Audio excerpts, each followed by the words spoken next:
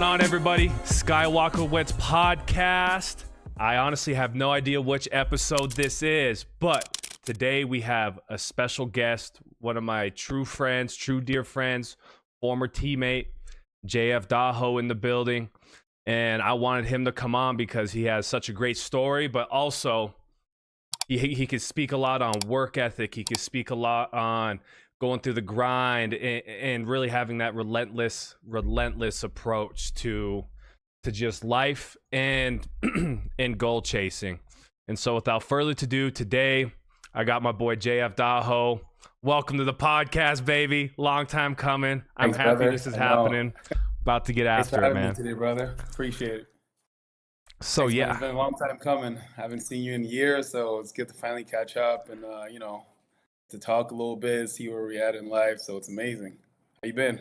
no, I've been great, man. And yeah, again, I appreciate you coming on. For those who don't know, and those in the chat are watching this after the fact, I met JF at the University of Providence in Great Falls, Montana. The boy from Montreal coming all the way down to Great Falls, Montana, where he had some connections. Your brother was there before I was even there, and then when I first got there, your big brother was there, Steven. And so this has been a relationship. When did you get the UP? Summer 2018, if I'm not mistaken. 2018. Yeah. That sounds right. I think it was my junior year. Going to my redshirt junior year is when you pulled up, and that was just after your brother graduated, right? Exactly, just 1 year after, so got there right after, so it was great.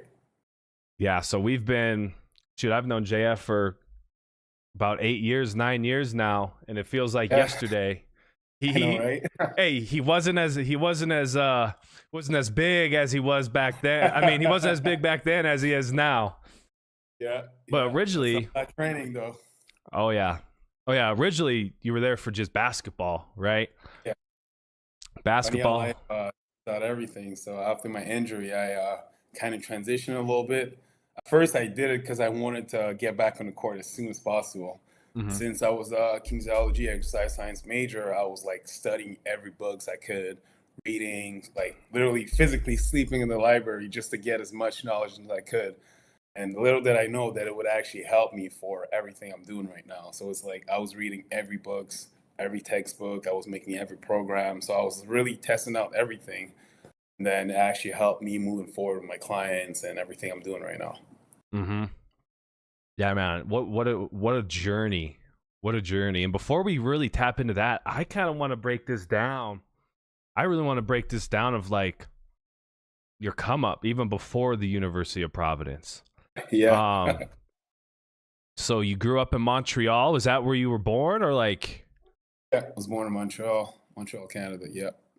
So what was that like coming up for you? What was like kind of like the family dynamics? Like, what did you do? How did you live? Like, what'd that look like? I mean, it was tough. It wasn't the easiest. My mom was always making sure to do everything that she could to help us. But my mom, originally born in Congo, she moved to Russia, actually. As surprising as it is, that's actually where my brother Steven is born. So when she moved to Canada, she kind of had to restart from zero because she went really far in school, so she had a PhD, but she had to restart over because they weren't accepting it here. So it's really starting from that and just seeing my mom every single day go to work, no excuses. Nothing, like whether she was sick, not feeling well. She had 3 kids, so she had to do everything she could to make it happen. From there, it's like growing up in a tough neighborhood. It's like, there's all the reason for you to go left and right. And I mean, who are we to judge really what's going on? But Steven was always making sure to keep up everything. He was very disciplined. He was checking up on everything. So I had the best of both worlds, I had the perfect example of the pure grind, waking up, no excuses, get at it. And Steven with discipline every single day, making sure I get my shots up, making sure I get my good grades, making sure I do everything that's right. And there we are today. Yeah, holy shoot. I didn't know your mom was in Russia. I didn't know Steven was born in Russia. Yeah, it's quite surprising when I tell everyone. So it's like it really started from there. And then to me at first, like, growing up, it's always been regular because I've either been around people like me or just it felt normal. But as I got older and I was sharing the story, like I realized how impactful it was. And for me, I was glad to know it. I was glad to know that I could inspire and help other people. But it was just a day to day, it's just another day at work, another day in the gym, another day at school. So just got to go at it. Mm-hmm. Mm-hmm. So like she goes from the Congo to Russia and then Montreal. So that's where you were born. What was that like growing up in Canada? And like from I remember you always kind of telling me, and just like telling our teammates, like you lived in a kind of like a hard spot, out there. Yeah, Like you had to know how to navigate. exactly. Yeah, I grew up in Amabe, so it's in the West Island of Montreal. I mean, kind of a tough neighborhood growing up. There's a lot of things, activities that you've seen growing up, the distraction, different lifestyle than what most people are used to. And I just feel like I kind of built character early on because we grow up with all friends, we all have dreams, and the most important thing is you want to get out of the situation you're in right now. So every day that you wake up, you think about how can I make it better. Mm-hmm. And for most of us, it was sports. So sports was giving us an opportunity to only have free education, but drink even further and dream even further and think about playing the NBA and the NFL or whatever sport you may choose. And from there, it was literally thinking about the fact that I'm at the bottom. At the bottom, it doesn't get lower than that. So the only way up is up top. So from there, it's just countless hours of shooting and dedicating yourself to the grind and just not putting anything in your back review. So there was no plan B. It was like I'm making it with basketball and that's it. Mm-hmm. Yeah. Yeah, man. I think like one thing that I've always really, I guess, looked up to you in this aspect was like, when people are in those kinds of situations, right? Right. You could go one or two ways, and you've probably seen people go this way, and you're like, I don't want to go that way. I have dreams and aspirations. I need to go this way. And so like, Exactly. did you ever find that challenging? Like, was there ever points where it was like, man, I'm sitting at a crossroads right here, and I need to really like look within myself to navigate this. Absolutely. And you know me, I'm not always the most patient. I want things to happen at the moment. So sometimes you look at your situation and you're just thinking like, is there a better way out? Like, we making it happen right now? Like, is it is it really going to happen? And I mean, with Steven, it was unbelievable. He was there every step of the way, making sure I go to every practice, making sure I was not going to parties, dating girls, and doing anything. He was very extremely strict. Like, he was almost like a father figure to me. And every single day I had to put in the work. He was a high, very high critic. That's why I'm very hard on myself. And I mean, for the best, but it was always making sure everything was on point. It was very hard on me, and my mom don't even talk about it. She was the high standard. If you get a 90%, why don't you get 100? If you got 100, you make sure you get 100 to the next test. And from there, just built the mindset of like Coach Kelly used to say, we did yesterday, it don't matter today if we're gonna lose today. So we Yep. just built that mentality of just keep going at it and going at it and never being satisfied with the result. So Yeah, dude. Like that's it right there because everyone comes up in their own different circumstance. Like me coming up in Montana looked a lot different than you coming up in Montreal. But I think one thing that's for sure is, what really in my opinion kind of whittles out the weak from the strong is just like that mental attitude and that mental approach to how you're going to get after something. Because one thing, and I talk to my basketball players about this all the time, is like, don't be a victim of your circumstance. And in basketball, it's more so like, hey, you're not getting the playing time or I'm getting on. You don't be pounding around and be a victim. Like you got to take this and grow from it. But, in your circumstances and how you came up, there's probably a lot of times you could have been a victim of the circumstances, and I've seen that like hold a lot of people back. And Yeah. so is that ever something like, you really choose to stray away from? Because one thing I've noticed about you, and especially your brother too, the way you two really are is like you're two pit bulls, in my opinion. You know what I mean? It's always like, I gotta work harder, I gotta work harder, I gotta work harder. And so how did that, like, I know your brother helped you out a lot with that approach, but was there ever a time where you felt like you wanted to be the victim of the circumstance, and there was ever a time where you maybe were like, no, that's never been in my DNA? Honestly, surprisingly for me, I never really had a moment where I thought like that. Because I mean, especially with someone with my mom, she's always been so focused on doing what needs to be done, and there was absolutely no excuses. There wasn't even a room for excuses. I'm tired, I'm sick, I'm hurt, I didn't study. She didn't want to hear any of it. And with Steven, it was like, not only he was disciplined, but he was building me the confidence to get there. And a lot of people have been asking me, like, how do you always feel confident? But it's like, let's go back years ago. I remember when I was about 12 years old, Steven came in and he was like, okay, at the basketball court, you're gonna play with guys my age, and he's 6 years older than me. Mm-hmm. And his expectation was that I'm 12, they're 18, and that I'm the best player on the court. No question about it. Mm-hmm. And he truly believed in it. And every single day he was like, you don't act like the best player. You don't play like the best player. And I was always like wondering, like, they're 6 years older than me. He was like, no, you should be crushing all of us. You should be the best player by far. And we went to first basketball practice. I thought I was going to play with guys my age. He brought me to it was in Canada, it works a little differently. So it's like 12 to 14, 14 to 16, 16 to 18, and then go to prep school or whatever the case may be, or university. But first practice, I was like 11-ish, turning 12 soon. You brought me to the 14, 16, and the expectation was, you better play, And I was like, okay, great. So like when you have someone like believing in you, in his head, it was like, you're gonna make it to the NBA, you're gonna play, you're gonna do big things, you're gonna be a superstar. And he's like, not only saying you're a superstar and leave it at that, he was like, you're going to be a superstar, but you got to play like a superstar, think like a superstar, act like a superstar. And every single aspect needs to be done perfectly. How you dress, how you eat, how you study, how you walk, how you talk. Mm-hmm. He was very particular on every single details. And, growing up, sometimes it would be like, I just want to be a kid, I just want to enjoy it. But also with the circumstances, it don't really give you the room to be a kid or just enjoy, go at the park. It was like, if we go at the park, we're playing competitive. It's like, who's the fastest? Who's the best? Who's the strongest? Never a time where we just have fun.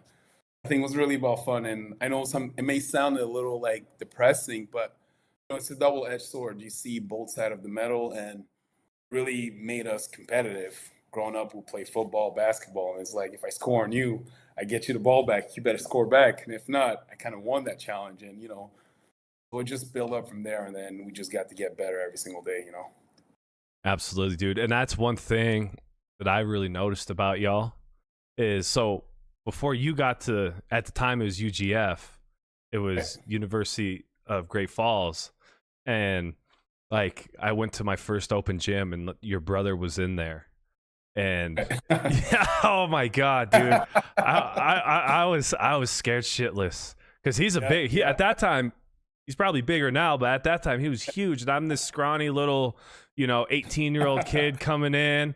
And the way, just even in pickup, like, it's April in Montana at this time. So season's by far done.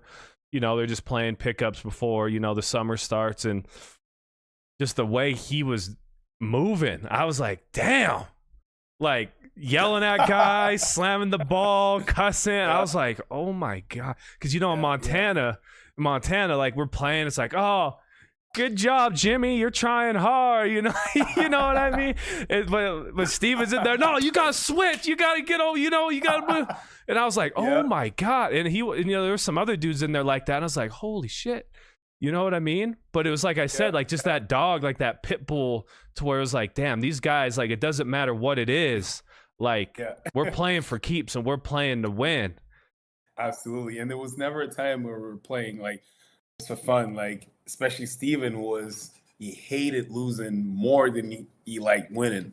And to me, it's like at some point I was like, every time I was playing, my mentality was like, from a basketball standpoint player, it was like, I am playing not just to win, it's to like completely destroy you. And like the mentality was like, I cannot give you an ounce of chance. And that was also a way for me to showing respect to the opponent because it was like, if I play like I wasn't serious, then I don't even respect you. Whether you're the worst basketball player or the best basketball player, I'll bring my A game every single time. Whether we're in a pickup, I'm in street clothes and we're doing a shoot around, we're playing in a national game, I would bring my A game every single time. That was my way of respecting the game of basketball because it Mm. helped me through my entire life. So there's never a moment that I will walk up in a court and just treat it like it's not a game 7. Yep. So that was really my mentality going in. And that's how I also approach life. And now in the corporate world it's a little bit different. Like you don't just want to like crush your opponent or anything like that, but it's more like of a mentality of like, the Mamba mentality, like trying to get better every single day, pushing yourself. Whether I'm in the weight room now, it's like, okay, I'm in there, whether I got 45 minutes or 2 hours, how can I get the best version of myself? Push myself like one more rep, one more set, Hmm. 10 more pounds. With basketball was like, if I did 200 shot yesterday, let me try 300 today. Hmm. Then let me try 400 the next week. And if it's not working, let me do 301 just to make sure I just be better than the day I was before. Hmm. Absolutely. Absolutely. And that's, again, like that's just one big thing that stood out to me with you and your brother. Was just like that kind of mentality, because not everybody has that, like, and we had teammates that weren't like that. I'm not saying I was like this ruthless, competitor. I still wanted to win. I think it looks different for everybody, but like, I don't remember what we were playing. We were playing even like, I don't know if we were throwing some dice. Like we were playing some kind of game, man. And you were going 0 to 100 on that too. And I was like, damn, like this guy like has to win everything. It was even eating food. You're like, I bet I can eat more food than you. And I was like, what? I was like, come on, man. Yeah, in the cafeteria. Yeah, I know. It's really just that little flip, that switch, and I'm just so competitive and I love it. And to me, it's like it's always an opportunity to just absolutely to win, but also like as I got older, it was more when I was younger, it was just winning. Nothing else matters. It's absolutely winning and destroying my opponent because it was a team sport. At the end of the game is who won and who lost. It wasn't about getting better. Like, of course, in the process of it, I'm getting better, but I have to get the win any means possible. But as I got older and I got to learn, it was like I still do want to win. But as I'm winning, I'm also learning. Hmm. How did I get better? Like I walk in the weight room and it's like it's me against me. So there's not really a winning or losing, but it's like I figure something out, like something that I didn't know about myself. I went probably 5 minutes longer than I expected. I went to push myself a little bit further. I woke up a little bit earlier, I put my alarms a little bit earlier this morning, and I get to see where is my limit. It's about testing yourself, pushing yourself. And now the best competition is against your own self because you're competing in against the goals that you may never really catch up. But that's the beauty of it. You get to chase that perfection, knowing it's not attainable, but still chasing for it. And I just find it beautiful how you just get to polish your game, get better every single day, just finding ways to just keep on challenging and finding that next step every single day. Yeah. Yeah, dude. It was, yeah, it just stood out to me. I was like, damn, this guy, Yeah. him and his brother. And, Yeah. your brother was like, when you came to UP, Yeah. that's when things really started to change for the program. But when I got there and when your brother was there, it was hard. We weren't winning a whole lot. And I know your brother left after my freshman year, then he left for a Right. year, and then he came back, and we're still kind of in that same spot. But I Right. remember after that last year, like his senior year, Keller came in, and right away he was in Keller's like, you gotta get my little brother in here. You got my little brother in here. Yeah. And then here you came, University of Providence. So what was that like for you, kind of in a way following your brother's footsteps to the school that he went to, but also trying to write your own story? Yeah, it was, it was great. To me, it was like, it was nothing else in my mind but basketball. I didn't have a plan B. I wasn't thinking about what would happen if things are not working out. It was like it's either working or that's it. And there was Hmm. no plan B, option B. And as you've seen me throughout the years, I was like always wanted to be better. And I knew Steven kind of did well for himself over there. And I was like, that was also the little competition of it. As much as I look up to him, I was like, I want to do even better. I want to create something legendary. And every single morning, I was picking up my alarm. Something that a lot of people don't know about it. Shout out to my to my boy Brandon. The first day that I got there, that's the first guy that I met. When I got to campus, and the next day I set my alarm for. I remember 5:45. I told myself I'll get there at 6, get some shots up, and then he was already in the court taking some shots up. He was already drenched in sweat, and that's the day I remember I made a promise to myself. I was like, no one's ever gonna beat me in the gym ever again, because that was the first time that ever happened to me, and I was so shook.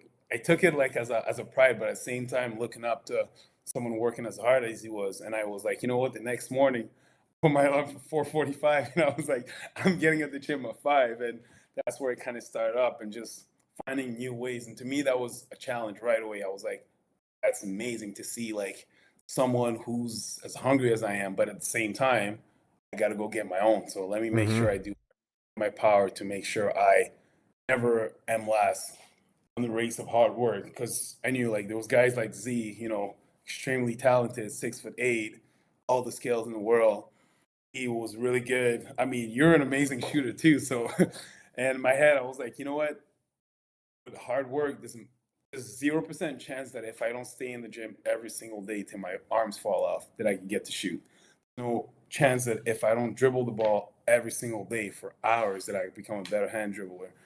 If I don't stay in the gym and just work on my conditioning and footwork, that I become a better defender. So that was my mentality. It was like, let's see how much far I could go, how further I could go, take Hmm. this to the next level. And I remember I was taking, I started my first year was like 500 shots I was trying to take 2 to 300, 400, something like that. And then Coach Keller said, I remember that line. He told me, you're never going to really be a good shooter. Maybe by your last year, I'll allow you to take threes. And I was like, I took it so personal.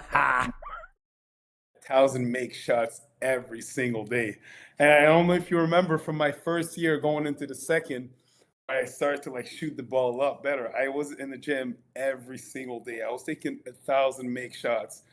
Broke my wrist, my elbow was terrible. That's even how I got my stress fracture, because I overtraining. And even that summer when I went back home, I literally was training because I remember Kobe used to say, if you wake up at 4, train at 6, you go back again, train at 10, you go back again, train at 3, go back again, train at 6.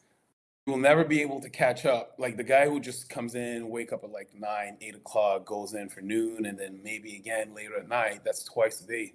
If I could go in there for like 4 or 5 sessions and just put as much work as I can over the span of like 5 years, you will never be able to catch up all the work that's been done. Hmm. So my mentality going in was really like trying to do as much as you can. And if Coach Keller said, I'm not a good enough shooter, I figure that like there's 365 days in a year. If I take 1,000 shots Yeah. at some point, and I'm not saying 1,000 take shot, 1,000 make shots. Hmm. After that, it becomes automatic. And as you've seen, like it was before all the injury and everything, things are just clicking off. I went back home. I played in a pro-am. That summer was amazing. I was averaging over 25 points. Everything went well. And then 3 days before I moved back on campus, I heard a little pop in my shin. I was like, you know what? Let me just hide this. I'll go back on campus. And then, the rest is history, where I got hurt and then trying to overcome my injury. But, here we are today. Yeah, man. I think your freshman year, you played right away. Yeah. You came in like we weren't big at all. We had Jackson, we Yeah. had Deshae, we had you, but Deshae really was like a tall ass 3 guard, sometimes Yeah. 4, and so you had to play that 5 when Jax was out. Exactly. And I even posted on your TikTok. I was like, that boy had to play the 5, and I know that wasn't your game, but just your physicality and your relentlessness, like when you were out there playing, like there was like you were the best fit for what we needed at that time. Was that Yeah. challenging for you having to play that five spot for us? 100%. My whole life, I played the 1 and the 2. Now I'm going in there playing the 5. But my mentality that my mentality was that I just want to win, like Yeah. nothing else in the win.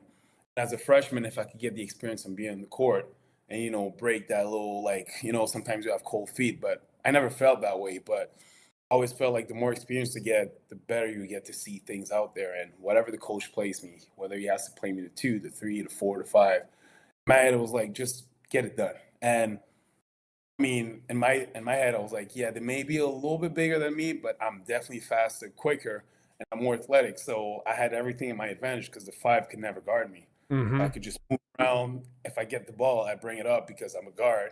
Then I just find ways to just like, those little backdoor cuts, getting the ball in, and that give me like more, like a better vision on the court, seeing what's happening. Because college, university games is way faster than like high school and if you're playing prep school. So like I got really more prepared so that by my second year I was seeing things more slower, the game, the pace. So I mean, it kind of helped me. So I was more versatile playing 1 to 5. Mm-hmm. No ways to be stopped that way.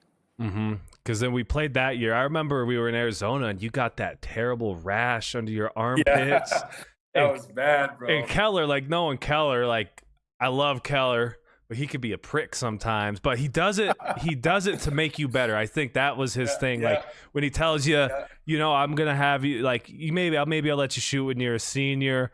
He's just trying to like deep down challenge you. But like Yeah, that's his yeah, way of yeah, doing it.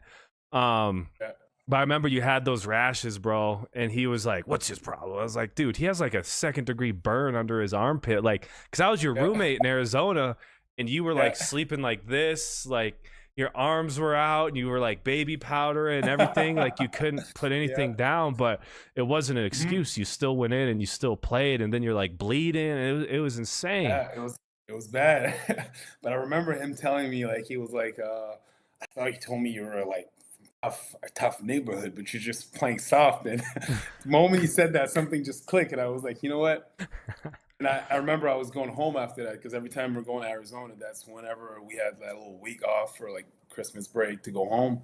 And I was like, you know what? I'll just bleed at home. I'll be in pain at home. There's no way I could take that comment and just live on and be okay with it. So in my head now, it was like, as much as I know he was doing it to help, I was like, in my head, I was like, I'm competing against that sentence to show that, like, no, I'm not soft. And not only you won't think that I'm soft, but you'll swallow your words. And even if you don't say it out loud in your head, you'll be like, you know what? He's a competitor and he was right. And I lost that challenge. So everything was always like a challenge in a sense where it's like you're saying, I can't do it and I love it. And I go out there and prove you wrong. So I feel like that's kind of the best feeling in the world for me, though. Mm-hmm. Yeah. Gosh, yeah, that man. And I've even Yeah. taken some of that. Granted, I coach freshmen right now, but Right. I try and take some of that to like motivate my boys because I'm like, that reverse psychology sometimes, It's you really insane. you really get to see like who somebody is. Like some kids, they'll be like, or like a player in general, be like, yeah, maybe I am soft. But then like you'll see who the real dogs are because then they're like, nah, screw you. I'm Hmm. gonna prove you wrong because you played a Absolutely. big role for us that year again, like at the 5. I think, believe it or not, I think I was like third, fourth in the team in rebounding. I had a couple double doubles that year, and I think you did too because we were just so small. And you've really No. filled a need. And unfortunately, we weren't able to make the national tournament. We missed out by like one game. If we would have won Yeah. our first round at Northern, we would have been just fine. But then you go, Tough one. yeah, dude, it still haunts me. But then we go to summer, then you come back and I'm like, damn, JF, sidestep 3, you're shooting the Yeah. threes, you're really getting in your bag, man. And then like your shin, I believe it was your shin or something like that, like was just kind of giving out on you and it was really tough for you. Did you even play my senior year or did you take a red shirt? I played a little bit. Remember, I played those few first games where it was like I remember coming back from summer and I was like, oh, it was just I was just so locked in. And the game that I wanted to play the most was we played Calgary, that Canadian Yep. team where I finished with 20 that game. But it wasn't even about anything. It was about there was one of my coach from prep school, some of the players, because I remember I didn't finish the whole year, but some of the players from Calgary. and I knew they were all gonna be watching. I knew, like, over the years there was like like cold and everything, but we have a great relationship till today. But in my head, it was like I have to go at it. I have to show that like I will destroy these guys. And the thing that a lot of people don't know is like Courtney, the athletic therapist, told me that like after my result, Dr. Johnson said that like it was one of the worst cases of like stress fracture that he's seen. Because at first it was a stress reaction turned into a stress fracture. Like it was incredibly inflamed. Like another thing that a lot of people don't know is I used to wake up at like 2, 3 a.m. My shin would wake me up. I had to put like ice on it just to make sure it calms down, cool down, Mm-hmm. and feel better, and then go back to sleep. And then before every game, I would put like ice on it. Then I'll put the heat pack. Then I'll put back ice. Then I'll put some icy hot, like tape it, my brace, and then go play with it. After that game, I remember I was not thinking about the pain. I was just so locked in, and I probably stayed 2 hours in the locker room after the game because I couldn't walk. Like it was insane pain, next level pain, and to me, at the moment, nothing else mattered. I was like, you know what? I'll be in crutches for a whole year if I have to do it, but I need to be locked in for this game. And Mm-hmm. it turned out pretty well. We won, we got the dub, and I got to prove a point as well. So Absolutely. yeah. Absolutely. Because I remember, and this kind of leads into our next spot. I think when that started to happen for you, it was really tough. Like I noticed it was really, really, really, really tough because for one, we could have really used you, Yeah. because your great game had grown so much over the summer, like your development and the things that you were able to offer for us as a team, not only from like a physical standpoint, but also from a skill set standpoint. Like you got so much better. Like the jump shot was locked in. Like your ball handling was locked in. It was like, damn, he was playing the 5, like, but he's gonna probably be playing the 3. I'm gonna be splitting minutes with this guy.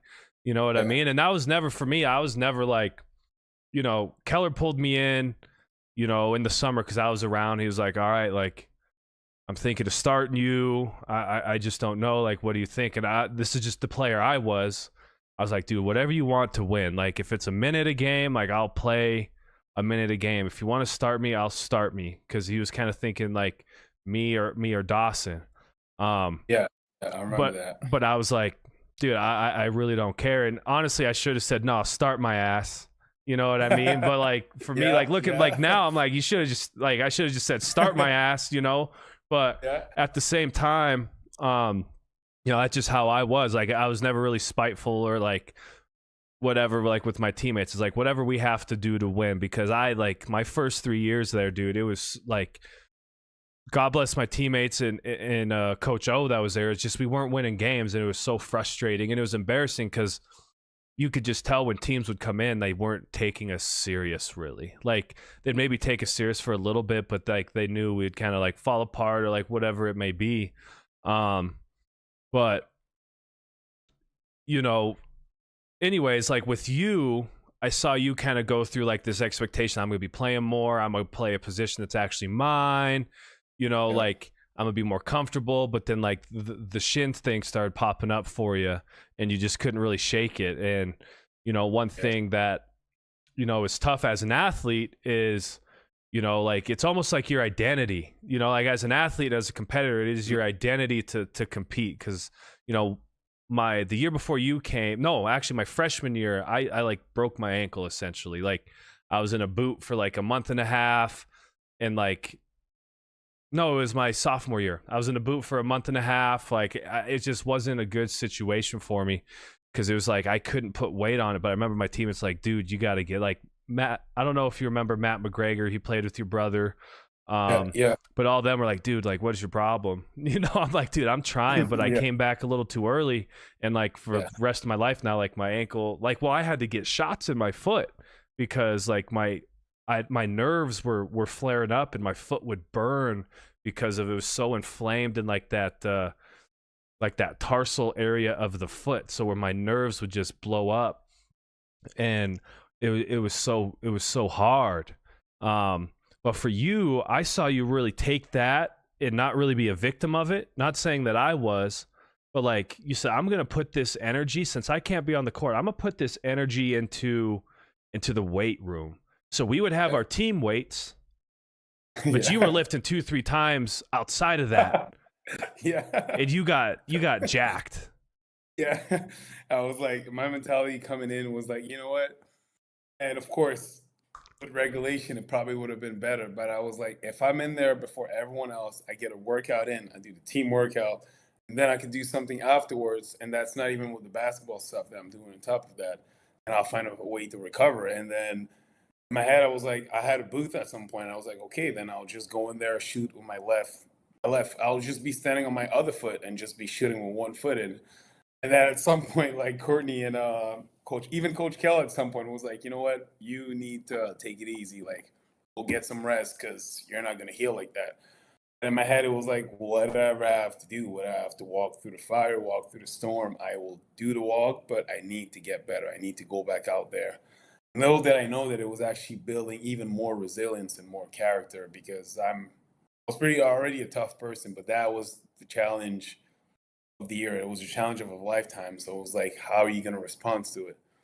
And even prior to that, Coach Keller would always say, like, if I'm the hardest thing you ever have in life, you're gonna have a good life. He would always tell us that. But and as funny as that was, it was actually kind of true because not only him, but the whole situation that happened at UP. But prior to that, I had a similar situation, not with an injury, but where I had to like start back from zero. So in my head, it was like, just another day, just another day. It's like, just get back to it, get stronger, get faster, get, leaner. I tried every single thing. I tried different diet. I went vegan, vegetarian, pescatarian. Mm-hmm. I was like, whatever's gonna help me, I do not care. Like the details of it, like how, where, what, didn't matter as long as I get to the destination. So that was really my mentality going in. Yeah, dude. It was incredible. And I think that's, it's that warrior spirit, because Yeah. little did I know, so one thing that people always hounded me about was my defense, right? Like going into college, everyone hounded me about my defense. Yeah. But those first couple of years when I had Coach Owens, I feel like I got a lot better with my defense. But I remember the summer going into Keller's first year. Yeah. I was stretching in my living room and I felt like a rip somewhere in my hip. I was like, oh God, did I like overstretch something or like what happened? Yeah. And nothing really came about it until like that season, like my junior year. And I was like, I didn't have as much like range of motion in that hip per se. And it felt like my growing. It felt like there's something going on in that growing area. And it really just like, it bothered me. But I was also like, I can't fucking let Keller know this. Like I can't let him know I'm like hurt because for one, he just took over this program and I don't want, like, he was gracious enough to let a lot of us stay, me, Kev, Jack. He let a lot of us stay on the team.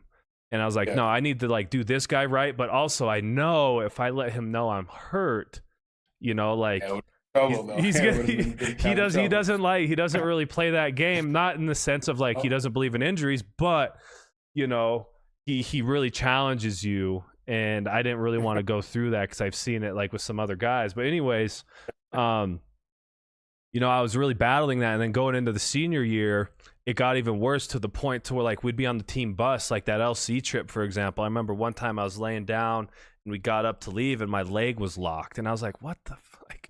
What is going on? And then come to find out after the season, when I moved to Missoula, which is right down the road from Great Falls, I got an MRI and I had a torn labrum the whole time. Wow. So those last 2 years, I was playing on a torn labrum in the hip. But at the same time, I think it was like, for me, it was like, if I could play through it, like, because Keller would say, are you hurt or are you injured? You know what I mean? And so for me, I was like, I think I'm just hurt. But it turns out I was playing on that torn labrum. And I had a torn labrum in my shoulder, which I kind of already knew, but I played through that too. But it's like that warrior mentality in a sense of like, dude, I just want to win and I want to be a part of this team. And at that point, Keller kind of let me know I kind of have a role. Like that first, I'd say like our first 8, I'd say maybe our first 6 to 8 games that season, it was kind of like, what is my role? But after I came in, I think it was our trip to Seattle when we played those Washington teams. Yeah. I came in and I had a couple good games where I came in and hit some big shots, and because that's Oh, when, you remember went when Keller was crazy. suspended? It was when Yeah, Keller got yeah. suspended and JC was taken over, but Keller still traveled with us. I don't know if I'm supposed to say that. It was 8 years ago, so it's all good now. But like his crazy ass still traveled with us. But then I got a role. I was like, okay, like now I cannot like let this guy know like my growing. At the time I thought it was my growing or my hip. Like I can't let this guy know. Yeah. But like I think a lot You of went it's off those games. yeah, dude. But I think a lot of it's mentality too. Like some people when they get hurt, like a lot of it's a mental battle. And in your case, you didn't let that, like we talked about being a victim. You didn't let your injuries make a victim out of you. You said, "How can I be resilient in this moment?" And I remember outside of the weight room, and you just brought it up, and I'm glad you did. You had a strict ass diet. You ate a lot of food. Yeah. You would challenge me if I could out eat you, or you could eat it faster than me. But you had a strict diet. Right. It was berries, it was fruits, it was high protein stuff, whatever it was.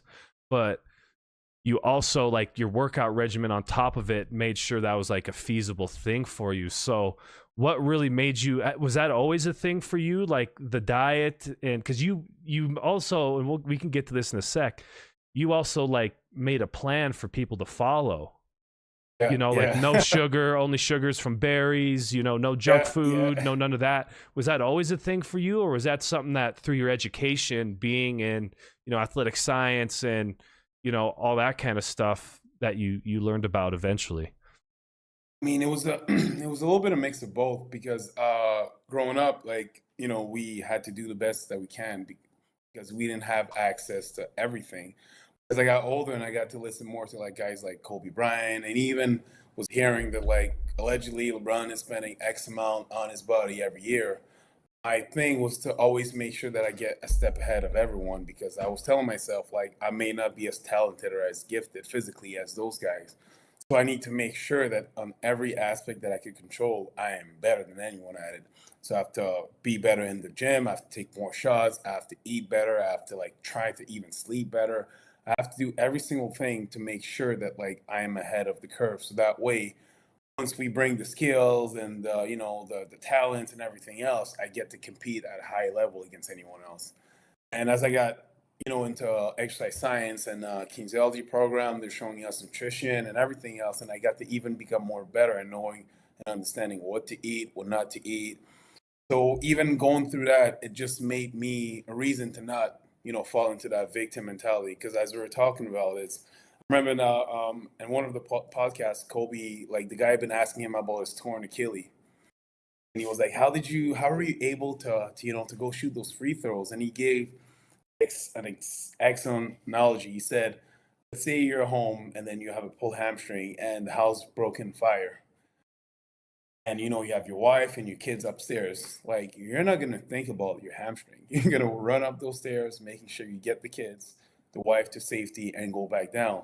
So it's like, because that's the priority right now at the moment. But the same thing for the game. He was like, when the game is so important, the injury doesn't matter. So to me, it was like, this is so important to me that like whatever I have to go through and whatever pain I may be in, it does not matter. And sometimes the pain was so intense that like it had to stop me literally. It wasn't even a mental thing, it was literally a physical thing. I couldn't take an extra step. And everything that I could control, I was telling myself that like, what, if I can't walk, I'll limp. If I can't limp, I'll just hop on my left leg and just trying to make sure I could jump on one leg till I get to destination. And that was just my mentality. No excuses, no way out, just go through the fire and that's it. Yeah. Yeah, dude, it was incredible. It was just cool because, like I said, that victim mentality, man. I think it gets a lot of people, and I never really saw that in you. You could like I could present you of 100 reasons why it won't work out, but you'll give me 1,000 reasons why it will work out. You know what I Absolutely. mean? Because from the shin and not being able to play, you really started really tapping into the weight room. You still were getting shots up, but then like that diet piece, like you didn't let it make a victim out of you. And Absolutely. I In my think in fourth year, when I kind of knew that I like, because I made a decision, especially after the COVID year.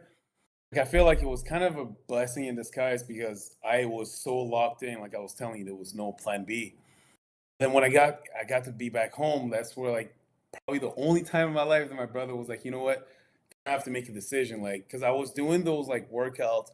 First, what most people don't know, I was doing all these workouts and programs and everything was to motivate myself. It was to let me know that, like, look, I'm giving myself a deadline. And by Mhm. the deadline, ready. By the deadline, everything has to be in order. And I remember Coach Kelly even asked me, it was right before COVID, can you play national? And I'm telling you, I was at literally negative 10% of my full ability. And I was like, you know what? I'm playing. And that's when he asked all the players, would you mind if JF's coming? In my head, I was like, I have to do anything that I can. But then good timing, as bad as it was a good timing that COVID happened right before national. And I got to be back home. I realized I was not in any capacity of playing. My brother was telling me, like, look, I got to like really more tap into the training, got to help people, and I saw that I had a little following. And then my brother asked me, he was like, look, you got to make a decision right now. Like, either you're going back to UP. I also may have some connection to see if like there might be a better school or something. Because in his head, it was like, if you get healed after all the work you put in the summer, maybe you might want to extend and see how far you could go. And then, I really at first my answer was like, it's basketball. What do you mean? There's no way out. I don't even care about the training. And then when I really got to sit there and like the COVID lasted even longer and I got to really realize, I was like, you know what? Like, that was kind of the time where I had to like I really went to like cope with my situation because before I was not accepting it. So Mhm. there's no way possible. And I really got to like tap in with my emotion and just really because for 21 years it was just basketball, nothing else. Like option, like I was going to school for basketball and I was very fortunate to be good at school. So in my head I was like, I don't need to study or even listen. I get a B plus. So I'll just get that grade and then do whatever it comes with. And then when I came back from UP, that's where my mentality kind of shifted a little bit. Going to my senior year, that's when I really started like focusing on school. And then like I'll get like high grades, but now it's like, okay, let me just make sure I get 4.0s every single semester. And I was getting those. I was just doing as much as I could. And I was like, I will study the human body, sorry. I'll study every single aspect of training the same way that I approach with basketball. So I would same way that I, you probably guys probably don't know that, but I slept in the locker room my first year, probably the first semester. I literally brought my pillow and my blanket. I'll sleep in the locker room just to make sure I'm the first one to go shoot. It was insane though. Like I would just because at some point I was like, you know what? If I walk from campus to my room, it's about 5 to 8 minutes. I brush my teeth and everything, but I'm like those extra 27 minutes that I'm wasting getting ready. If I'm already in the locker room, that could cut down to like 5 minutes. So in 22 minutes, how many shots can I get? Without 22, let's see, I could get what 50, 30 make shots with the machine. 50 times like times 10 is 500 shots. You make that through a whole year. How much better can I get? Like that was my mentality. How Yep. much more I get of playing time? And then I was like, you know what? Let me just try to sleep in the locker room until I got caught by one of the security, of course. And then I had to change the locks and everything. But it was just like, how do I get better? And I saw that. I remember Chad Johnson. He was explaining how he used to sleep in the locker room during his first year in the NFL, and I Yeah. was like, amazing, I could do that. And nobody really was in there, and I was working as a janitor. That was like my part-time job, so I knew where everything was. So I would just like take a shower, get up, get ready, and then off to school I would go, and then come back again at noon, shoot again, go for class, and then we have weight rooms and then practice, and I'll stay after practice to shoot some more. So just everything just to get better. And then when I transitioned to learning the human body, I was like, same thing. I'll stay in the library till like 4 or 5 a.m. The security will always come in and be like, you can't stay here. I make over 400 programs in university, and I was like, let me try every single one of them. And I probably tried about like 200 to 300 of those programs, so like to know exactly how you feel after a leg day. If I push you that far, if you're doing this, I tried every single diet. It's like First week I went vegetarian, like my body was screaming in every single ways. Then vegan, how do you feel if you cut sugar, not sugar, if you're adding more, if you're eating less? So I've tried every single thing to just make sure that like there's no fail in my game. So I just took the same approach with basketball. I Hmm. transitioned to be like the best health and wellness person that I could possibly be. Learning how every single muscle, learning what reaction, what does what, and then from there the rest was history, you know? Yeah, because now it's like seems like you've created a a big little empire there where you're at, man. Yeah. Because like, I remember when you were first starting it, you were like, come join this program, like $50 or whatever it is. Like, I'll give you a workout regimen. I'll put you through workouts. You were gracious enough to let me do it for free for a little bit there, and Yeah. Yeah. um, but now it's like you are running a well-oiled machine at your gym, and so how did that really come about, and how did that get started for you? Because as we've talked about, like from UP and the things that kind of you had to go through and you've overcame, it's really led into this big beautiful project that you got going, and it seems like it's going really well. Yeah, no, it was great, you know. So I'm always trying to be a step ahead, you know. So as I was graduating, I went I sent my resume to at least 25 places. And the thing with also prior to graduating, I was just trying to be as ready as I could. So like in school, my goal was to do a double major. So I was doing business and the kinesiology exercise science program.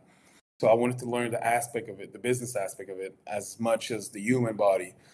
And then my internship, like I don't know if a lot of people knows that, but my internship, I had a paid internship, which was kind of the first, like a first thing, because most of the time, you know, an internship is free. I remember I went to see multiple people. I was doing it with Will, but I got to finish early. And now the business one was I went to Bill to ask him a couple questions because you know Bill was a Yeah. very successful Yeah. successful. But at the same time, I went to was a new guy. He was working in the student center, and then I was fortunate enough growing up to like have many jobs because I was always finding ways to like, okay, I need to work in a shoe store to be able to pay for basketball shoe. I need to do this to pay for, be able to like stay the whole summer. And then I got really a lot of job experience. I worked at like McDonald's, Subway, Winners, worked at multiple places. And when I brought in my resume, he was really impressed with the amount of experience I had in a short amount of times. You know, and I wanted to create something. So I was like, what if I could help student get a job where it's like I tell them from everything, like how do you meet an employer? Because I got to meet a lot of them, like the eye contact, a firm shake, a firm handshake. What do you wear? Like the colors, which not many people know about the colors. Is like if you're wearing black, it shows more, you know, authority, power. Red and woman, same thing. If you wear blue, it's more of a welcoming color. Gray, it's more like of a, you know, it's a neutral color. Yellow, green. So all these aspects, and I was calling stores to ask them if they would have extra clothes because I started this whole program at school. And then they ended up sending me clothes and then packages to just help student to find a job. And then we had a website. I think the website, if I'm not mistaken, is called Handshake, where you could actually apply to schools, apply to jobs, and finding an opportunity to get a job. From there, I started my own thing and just to see how the business aspect works. And then as soon as I graduated, 2 weeks before I graduated, I sent my resume to at least 25 places. I got called back for like at least 18 of them. And one of them was like to work as a kinesiologist, to work in the military, work X, Y, Z places. So I did a little time seeing how the military would look like, but it wasn't really my thing because I wanted to have, I had a vision and a goal to like create something different. So for a little bit, I worked as a kinesiologist for like about 3, 4 weeks. Then Chris Boucher's manager came in town. He texted me because he used to be my coach back in high school. He texted me. He's like, Chris is in town for like the weekend. Just want to get a training in quickly. Do you think you could do it? So as I got there, I was like, okay, you know what? I need to be ready. And little do a lot of people know is I wrote a workout plan 2 years prior to that because I was thinking, I was like, if one day he comes in town, I'll be ready for the workout. And I saved it on my phone. I still have the workout on my phone. And when he texted me, I had the whole workout ready and planned. Just I already know that like even though I didn't know the opportunity was going to present itself, I was just ready just to make sure, you know. So Mm-hmm. stay ready so you don't have to get ready. And then a year and a half later, he hit me up. He comes in, he does the workout. I get a call later. He's like, it's one of the best workout he ever had. He's wondering, like, he was negotiating his new contract. It's like he wants to like hire you, you know, for the summer. And I just graduated. I just got back from Montreal, and I booked my flight, left with everything, like no guarantee, nothing. So it was like, you know what? It was like, we just want you for like about 2, 3 weeks before, no, for like a month ish before his new contract. I go there, it's like, okay, he likes you. He's gonna take you for like the rest of the summer, and then it went from like 2 months to summer to like a permanent position, and then and in my head it was like, I'm going there. There's no plan B. I'm getting the job. Period. And I did, you know. So it was a great experience.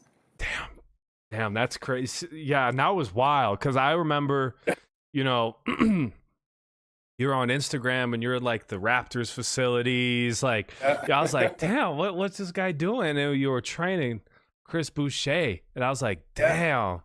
Because I remember your brother used to be talking about him when he was at Oregon, right? He played at Oregon. Yeah, exactly. Yeah, he was at Oregon. He was at Oregon, and so was that a relationship? Did you know, like, did you have a relationship with Chris before that, or was it kind of just like? Not at all. My brother did play with him, so they were like, they're good. They weren't really like friends or anything, but they were like, you know, teammate ish kind of relationship. The manager was my coach for like, because I went to a prep school, but prior to that, I had a knee injury, so I needed a knee surgery. So I kind of went for like about 2, 3 months before my surgery. So me and the coach always been cool, which ended up being his manager afterwards. And then we already had a great relationship. We're always cool. He was really helped a lot throughout like that little short time period that I was with him. And then when he hit me up at that time, I was just ready. You know, I was just ready to take it to the next level. And then once I got there, I was like, in my head, the only thing that I was thinking about was like, I need to make this permanent. And Yep. I left my job in Montreal knowing that I wouldn't have something permanent, knowing that it would probably be something just for the summer. And then I'll always bring my A game. Like I remember the main talk was that he can't gain weight, can't get stronger. And I was like, okay, you know what, we're gonna do a breakdown. And I was with him 24/7. We'll go to the restaurant. I'll be like, you're adding a salad, you're getting a shake, you're getting this, you're getting that. I was like making sure I follow him 24/7. And he had ended up getting more weight. He got stronger, he got faster. I mean, he's already a freak of nature, so there wasn't much that you could do with him. But that's the beauty of it. Is like when someone's at the peak of their talent or like of their game, that's when you make that little extra step. That's when you know where you've made all the studies that you needed. Big shout out to Dr. Kelly Quake, where she was Oh yeah. amazing. You know, she is probably one of the very few teachers that actually challenged me because, as I was telling you, like I always had that little ease in school where like I always find my way to navigate through like, let's say I didn't study or I didn't read or I didn't make something to find something to make it happen. But she was extremely smart to the point where it's like there was no bullshit with her. Like Mm-hmm. she would know if you read the assignment or not. She would know if you went the extra step. And we ended up having an amazing relationship. I'll be at her office almost every day and just asking her questions, just picking up her brain and just study. I wanted to be like the best, like one pit stop to know everything about the human body, to know how someone thinks, the psychology of it. And the fact that I got hurt also helped me to like understand how someone may feel during those times, Yep. what to do, how to act. And then it just helped me throughout everything. So all those unfortunate series of action that happened in the past ended up being the biggest blessing eventually moving forward. So Yeah, yeah. man. Um, I always say the creator puts things in front of us, and that during the time, you know, we don't understand the purpose of it, but it's when we can look back and be like, okay, that's why I went through that challenge. This brought me here, and maybe that was the message that and the lesson that I was supposed to learn, whether it was good or bad moment. You know, like there's always positive and good things that you can learn from it, man. Yeah. Because like just think about it, man. When you put it all in perspective, right?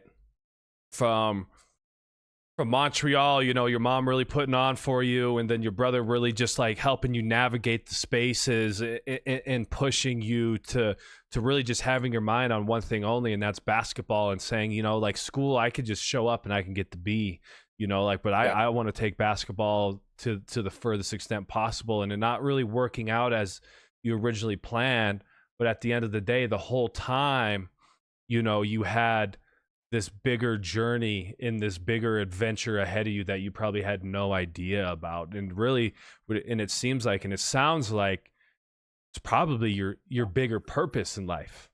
You know Yeah. what I mean? Because I see you posting the videos and I see the people in your gym, like that. It is popping in there. It is. Yeah. You got the It's a great mic. place. You got the I mic. know.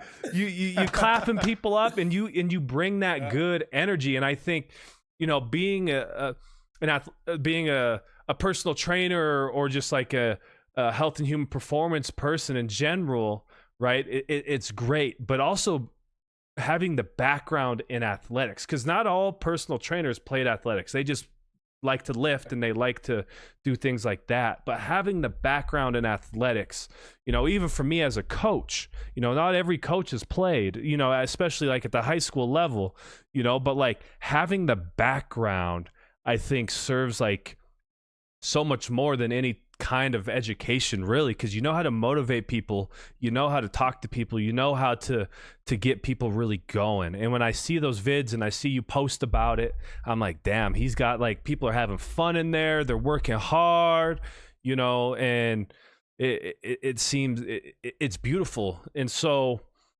what is that like, looking back at all that, how does that make you feel, and how does that, like, how proud are you? Proud, or is it kind of like the Kobe saying, job still ain't done, this job ain't finished? I mean, it's a mix of both, you know, because as you know, like I'm always hard on myself, but at the same time, I'm trying to find that little beauty inside of it, because to me, it's more like has a deeper meaning, because of course I have, you know, amazing goals and dreams and aspiration to like even move even further, because in my head, I even scratch where I see myself and where how further I could go. But that energy I transition into like to putting to someone, because I understand that like I've been fortunate to have somehow the power of changing someone's life. And as much as we may not think about it as like your health is everything, you Mm-hmm. know, because we think a lot about work, we think a lot about like relationship and everything, but all these things don't happen if you're not healthy. And the second point is like I used to always tell myself is like, you know, you could, as much as, you know, money of course is a necessity in life for to do the things that you're able to do, you know, take care of your family, provide and everything, but it's like you go take that shower, you in front of the mirror. There's no cars, there's no clothing, there's nothing. It's you naked watching it yourself. And it's like, if you don't love what you see, or if you don't appreciate what you're seeing, like how would you be able to like function, you know? Like, because we may not think about it, but it affects your mental. Like, let's say you're not looking the way that you want to look, you don't feel good, you don't, you know, it may make you a less of a better friend, a less of a better father, mother, or worker, or whatever. But like, what if you could change that mentality? What if you could like be the best version of yourself? Even though you may not be where, let's say, you want to be physically and mentally, but like you're in a place where you're like, I feel better about myself today. I had a great workout and I know I'm heading there, you know? And it's to like shape all these people to put them towards the same direction, where it's like, let's do it together. Mm-hmm. And the days that you can't walk, I'll carry on my back till we can walk to that destination, and we'll do it together. Is like, be open about your goals, be open about your dreams. Don't hide them. Don't like whisper them. Say it out loud. Mm-hmm. Just like Steven was telling me when we were younger, say it out loud. Now that we said it, now let's go to work. Like, let's Mm-hmm. get there. Like, let's not, don't lower your expectation to meet your dreams. No, enhance your conviction, enhance your hard work, enhance everything to match your reality. And that's where I'm like, just keep putting in the work, keep doing what you're supposed to, and I'll be there every step of the way to motivate you, to push you.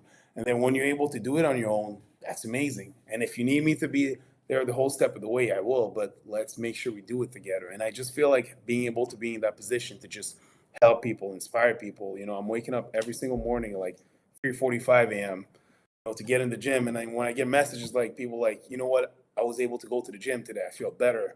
I woke up 10 minutes early to get the work in, or can I get in the gym before work to like just get in shape. I'm like, that's amazing. You realize you're able to affect and touch so many people's lives. I had clients who tell me like, ever since I lost weight, I feel more confident.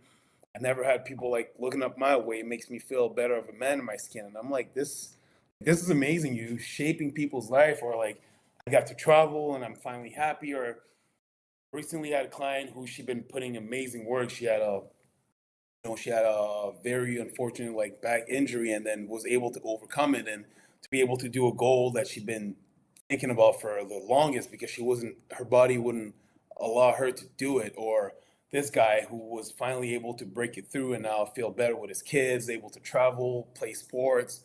All these small aspects, like you're doing something bigger, you have a bigger purpose, and by Mm-hmm. doing so, the bigger you get, the more people you get to affect, the more people you get to touch, and the more lives you get to change. So Mm-hmm. I feel like this is really an important aspect, and it's like also heavy is the head that wears the crown. Like that saying, Yep. it's like I was watching Kobe. It was like a lot of people may think that you want to be in that position, but sometimes that position is not as, not complaining at all about that position, but it's like it's not as convenient as most people may see, because you may literally have to be Superman way more than you have to be Clark Kent. So you have to put on the cape every single day. Like I put my stories every morning, like grind and rise and grind.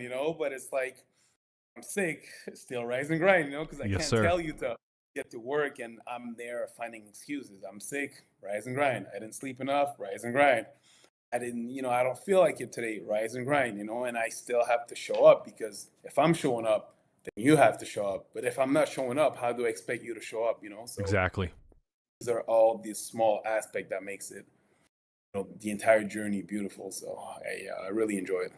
Yeah, dude, it's great to watch. It's great, and I Yeah. think especially the role of having a personal trainer or somebody helping you through a workout, um, Yeah. especially for men, I would say, like they might feel ashamed, but I think it's really, really, really important to know where to start, how to do it, and how to do it properly.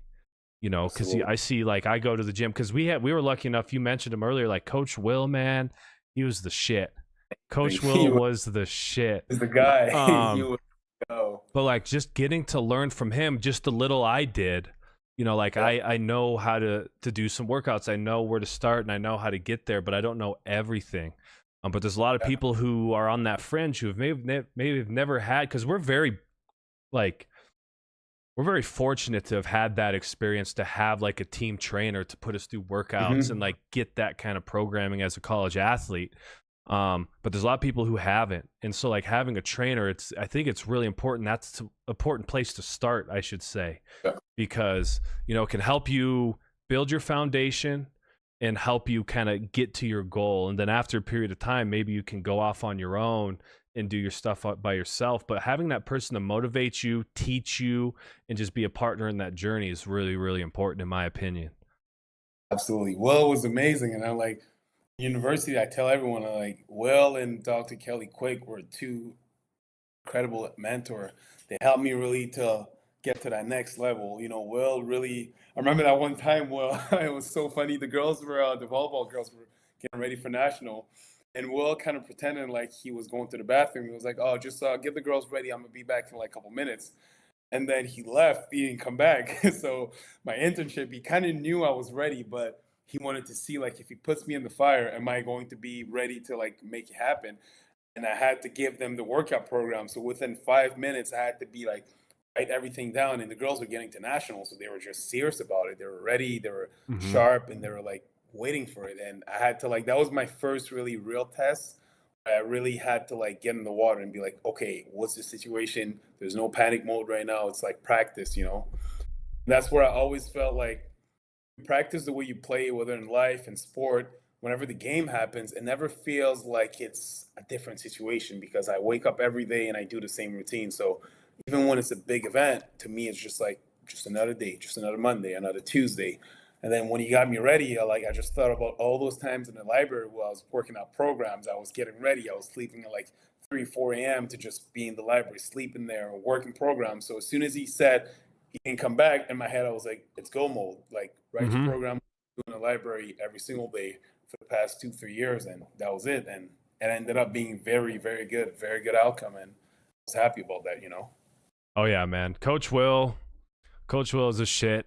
Like that whole journey, honestly, like looking back for me, like it was just so it was awesome. Like it's cool for But me because I got to meet people like you, dog. And I like, one of the things that I always tell people is like, I made it kind of intentional, and some of it just came naturally because I was part of the basketball team. But keep the circle close, and be careful of who you look up to. And even though you're younger than me, like I still like looked up to you, just like I look up to Z and B Cop, because I had my own way of doing things per se.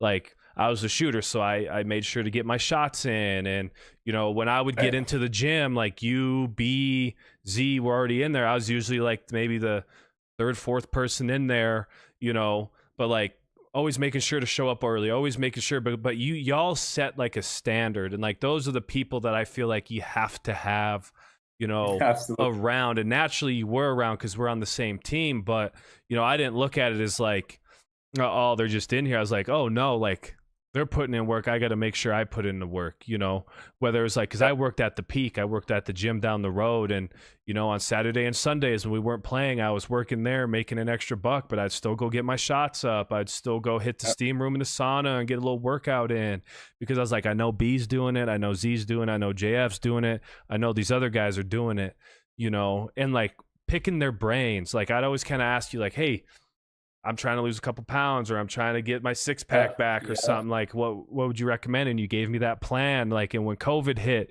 you had like a workout regimen, since all the gyms were down. And my wife and I, girlfriend at the time, like we did it every single day, just to stay busy, because, I think looking back, I'm just really grateful for it. And I'm just grateful for you to come on here and talk about, your journey and the way you've kind of got to where you are now. Because one thing, I'm just like super proud of you, bro, because I know it wasn't easy, and like knowing you and your brother, I know it wasn't easy, and I can relate to that, because for me, it was never really easy either, because I've had to overcome a lot of circumstances myself. But one thing that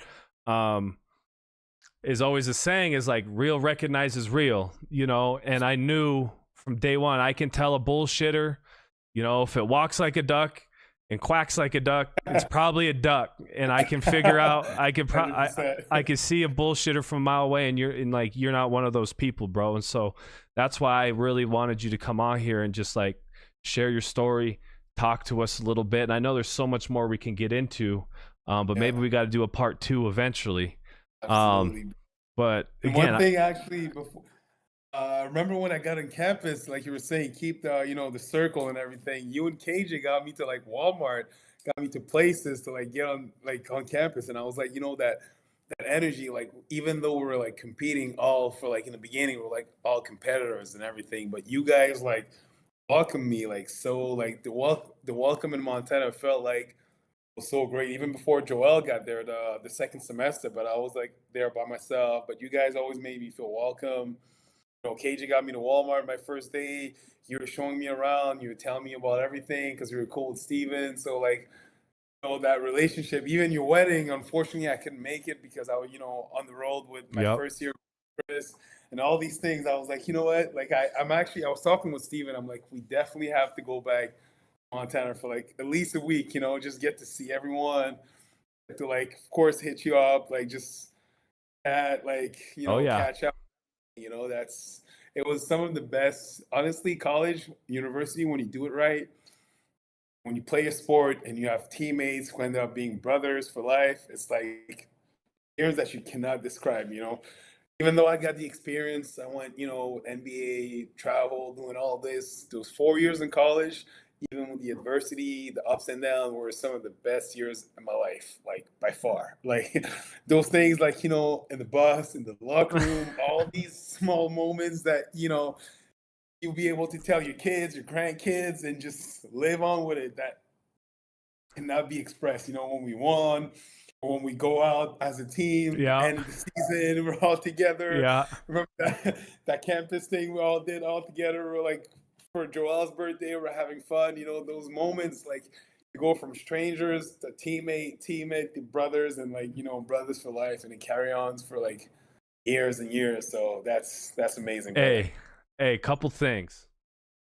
I still, like, if I'm eating like Skittles or something, I still shake it. Like, my students are like, you know, and I'm like, why, Mr. Wetzel, why are you shaking? And, you know, I was like, if you know, you know what I mean? Like, it was just like shit like that, man. It was just so fun. It was so great. Like, it is a brotherhood. It really is.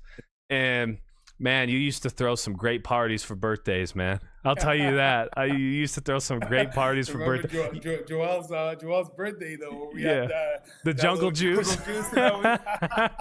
Hey, bro, and you weren't really a drinker. Like, you didn't do nothing, but it was like for Joel and yourself. Everyone happy, you know. It was like more about like the team, because I knew like everyone had a good time from it, and I was like, especially at that time, I was like, I don't need to do it myself, but if all the brothers are happy, Joel could be happy, you know, Wetz could be happy, B could be happy, Z could be happy. Let's do it. It was like, that's where, like, I never really had that selfishness of like me, myself, and I. It was more like, if we're in there together, we're brothers, we're soldiers, we're going to war. So whether we're at a basketball court, in life, anything, I got your back fully. You know, we could have been at a bar, there could have been something, I would have been there. You know, because in my head it was like, we're brothers. So there's never a moment where I won't have your back, and feel like it was a mutual relationship that way. And then that's just when, you know, you have real brothers that have your back, that you could count on anytime, you know. So it was amazing to have. Yeah, bro. It was great. It was great. Time flies. Here we are in the big 2026, and all right, you know, years later, man, and you're killing it, and it's great. And I'll keep tapping in, bro. I'll keep tapping in, seeing. I just got back on TikTok for the first time in like 4 years, and you were like one of the first people that popped up, and you know, I already saw it on Instagram, but it's just cool to see, bro. But again, you know, I appreciate you coming on this Sunday, this fine Sunday. I'm gonna probably, you know, kick back, watch some basketball. But hey, you know, I'm out in the Denver area. If you come and watch Chris and he's out here, you let me know. Absolutely, brother. I will even take, and I'm trying to do that either. If I could do it this summer, the next one, I am coming with Steven. We have to stay for a week. You know, we have to like either go back to see Great Falls or come to see you. One of the two, that's 100% sure. I'm trying to figure things out. But one thing, promise I can make you sure, is I have to come back. I'm for sure coming back. That's not even a question mark. It's a guarantee, brother. I'm coming back. Miss it though. It's gonna be a good time, man. Oh yeah, we gotta make it work. We probably gotta go back to Great Falls, because I know Z will be around there in the summer. Maybe we can get B caught up there, because I know they have some alumni stuff in August. Yeah. They have like an alumni weekend. Maybe we could all pull up and have a good old time. I think so. Okay, I think so. Yeah, I'll be down for that. Yeah, let's tap in. Let's keep in touch. Like this, now I get to be a little bit more flexible. You know, in the first years, you know how it is. Like, you just have to put your head down and grind. You know, but as you know, you do better. You get to have a little bit more flexibility. Yes, sir. And you know, a little bit things on your own, and now you get to have your freedom. And then that's what I was striving for. And then, as much as I work hard every day, I want to take that time to see my brothers and enjoy a little bit. So, oh yeah, I'm definitely up for it, brother. Absolutely. Well, I appreciate it. Skywalk with Wetz podcast, JF Daho, aka Daho Training, up in the pod. Appreciate him for coming in, man. If you're this far, like and subscribe to the channel. Show us some love. If not, you're gonna find us anyways. We appreciate y'all. Peace.